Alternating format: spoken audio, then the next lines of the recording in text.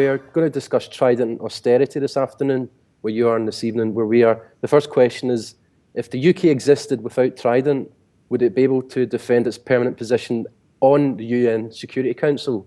And do you think that any reform of the P5 may invite a reprisal or removal of veto privileges?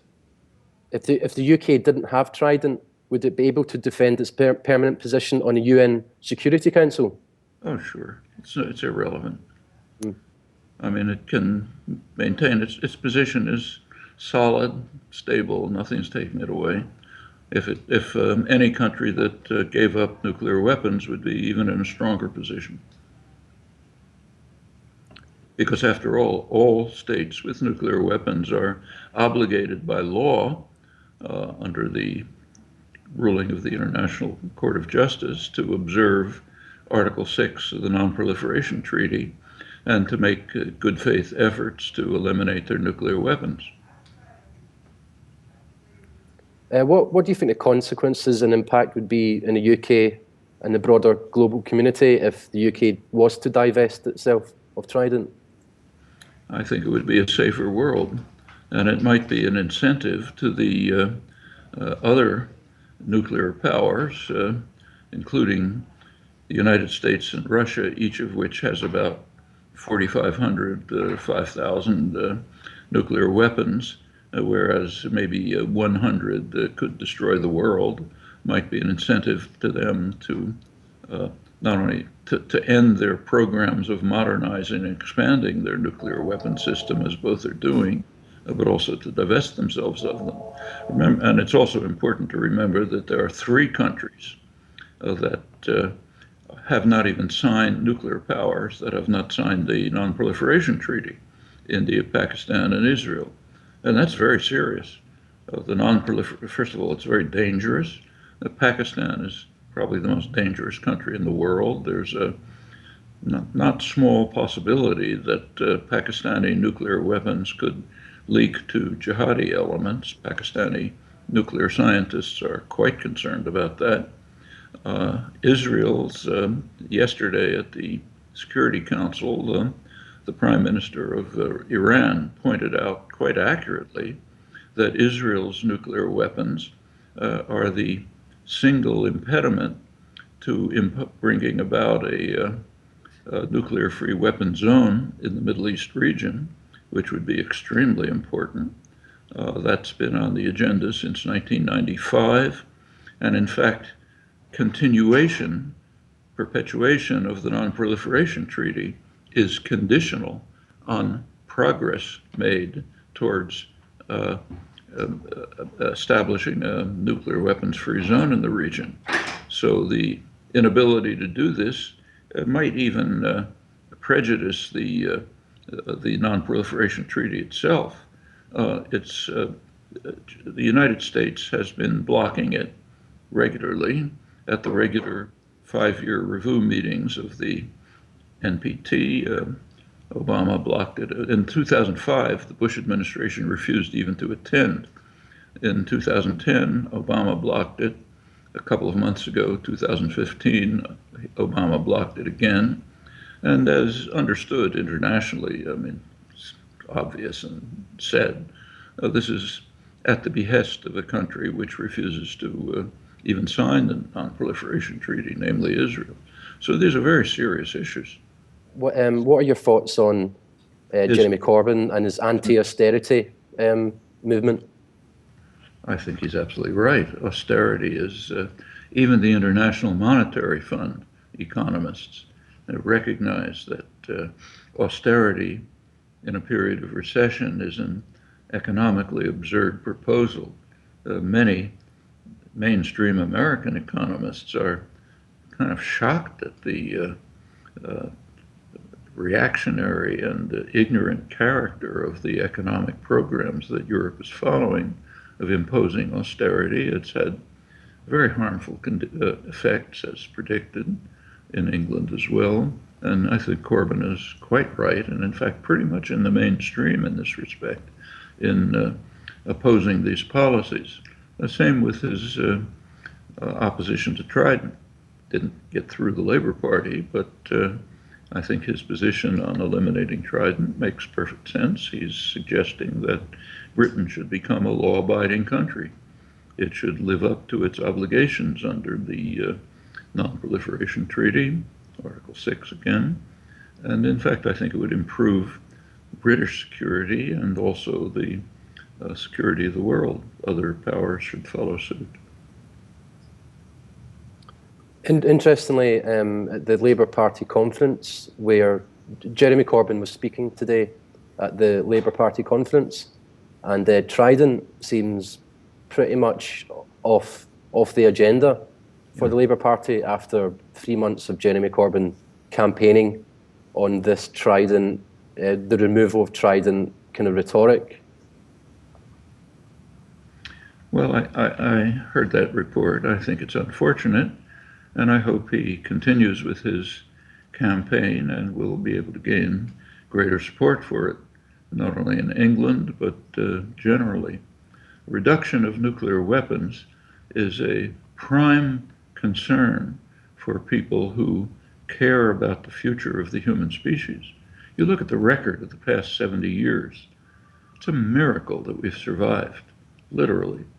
We've come very close to a terminal nuclear war repeatedly, sometimes by accident, sheer accident, and that happens over and over in frightening ways when you look at the details, sometimes by just adventurism of leaders who haven't understood what either cared about or understood what they're doing. The chances that this miracle will persist indefinitely are not high. Recently, Yanis Varoufakis was on a BBC programme, and his argument for austerity was that the austerity that Greece is suffering is much, much greater than the UK. And in fact, George Osborne, the UK's Chancellor, isn't actually imposing austerity on the UK. He's imposing a class war, to quote Yanis Varoufakis. The austerity that the UK is suffering is just, it's not even worthy of the word, if you like. Have you got any comments on that? I think you can make a case. I don't think you can make an economic case for the austerity programs. As I say, even the IMF economists don't believe it. And they've published reports explaining why. And again, pretty mainstream American economists are appalled by these programs. And if you ask what their consequences are, well, the consequences are, for Greece, it's been an utter disaster. I mean, it can hardly even be questioned. The so-called bailouts to Greece are overwhelmingly bailouts to the banks that lent money to Greece when they shouldn't have done so on elementary considerations. They're being essentially bailed out for their irresponsible behavior. Not much of the money is going to Greece. And in fact, Greece, meanwhile, has suffered very severely, very high unemployment. The alleged purpose of the bailouts was to reduce Greece's debt, which has increased relative to GDP because GDP has declined so fast. I mean, actually, Greece was making some progress in dealing with improving GDP, eliminating problems in the economy, but it's destroyed by the austerity programs. And it has similar effects in most other places, as economists have understood for a long time. It does have the effect of undermining social democratic policies. And I think it makes some sense to think of it as purposeful or not, a kind of class war. Continuing on from that, one of the things that I've been watching very closely is the actual actions of the IMF and the actions of the Central European Bank, i.e. the way that private German companies have just strolled into Greece and stripped Greece of all their public sectors, if you like, the public, the railways, for example, a lot of the railways in the UK are publicly owned. And what concerns me is the way that Germany has stripped Greece of their public assets? Well, Germany follows there's on the first point, there's a split between the economists of the IMF and the policies of the IMF. The economists have published judicious, careful studies, highly critical of the austerity programs. Meanwhile, the policies of the IMF as part of the Troika are supporting them. As far as why the German banks and Germany in general follows a policy called Ord liberalism. We should have a policy of liberalism according market principles, but according to a fixed set of rules. And that set of rules is not, you can argue about whether it's good for Germany or not, but it's certainly not good for the European Union, given the the disparity in the economies of countries, the inability of the countries within the Eurozone to make use of the normal procedures for dealing with financial problems, namely devalue their currencies.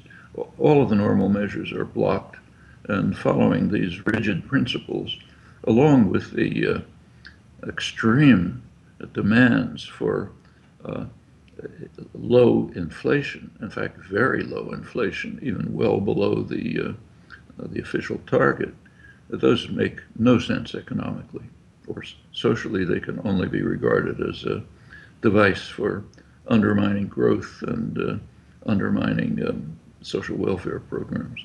I mean, it's pretty shocking. Take Britain. To see Britain contemplating and initiating an effort to turn the National Health Service, probably the best service in the world, into something like the American system, which is the worst system in the world. It's shocking. Just take a look at the two programs. The US system, which is heavily privatized and therefore extremely inefficient, costly, bureaucratic, it's about twice the per capita costs of other comparable countries and some of the worst outcomes, and very hard to live with because of the enormous complexity imposed by the privatization system.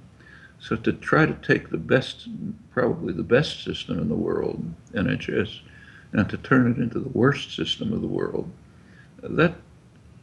really you have to ask yourself what's motivating the bureaucrats and political figures who could even entertain such thoughts. I think many of us in Scotland feel equally as indignant as you with regards to the way the UK's NHS has been handled. People in Scotland are very, very upset with David Cameron, as I believe Scotland has an element of control over how much it spends on NHS in Scotland. But as a result, last year we tried to become independent, which you're probably aware of. I read some time ago that you were not a nationalist, but you believed in devolution max. Has your position changed at all on that? Well, I think my position on that was that I don't take a position. It's a question that has quite significant consequences, and I haven't studied it in depth. And to take a position on an issue of that significance without studying it in depth would be quite irresponsible. I can understand the sentiment. I'm kind of intuitively in favor of it, but that's not enough to justify taking a definite position. So it's understandable. I think the last election, which is quite often misrepresented in the press, the way it's described is that Labour lost decisively because Ed Miliband made a slight move to the left. In fact, just take a look at the facts, it's quite different. First of all, Miliband made a very small move to the left, and that increased the vote of the Labour Party in England. It increased it. He lost Scotland, but that's because he didn't move far enough to the left. So the conclusions from the election are pretty much the opposite of what's regularly claimed. And Corbyn, if Corbyn can survive the huge assault against him, which is pretty remarkable to watch, not just from the right, but particularly from the labor establishment, the kind of Blairite establishment. It's a shocking, almost hysterical propaganda campaign being launched against him with all kind of absurd charges. Whether he can withstand that, I don't know. But if he does, I think it could be a breath of fresh air for the UK altogether. And the policies he's suggesting, I think, by and large, make pretty good sense. Again, I can only hope that he can withstand the assault. Do you think Jeremy Corbyn can move in on the kind of left, the nationalist left? The SNP picked up 56 seats at the general election out of a possible 59. Do you think Jeremy Corbyn can claw any of those back? Well, I think if Corbyn can carry through the kinds of programs he's discussing, and in fact to which he's been committed all of his political life, he's not making any significant changes that I can see. If he can pursue these, it might be a way of accommodating Scotland within the federal system. Maybe. I think if that happens, it would be a salutary development. I shan't keep you any longer. It's been absolutely fantastic speaking to you. Glad to be with you. Yep, you too. Thank Thank you so much. Thank you.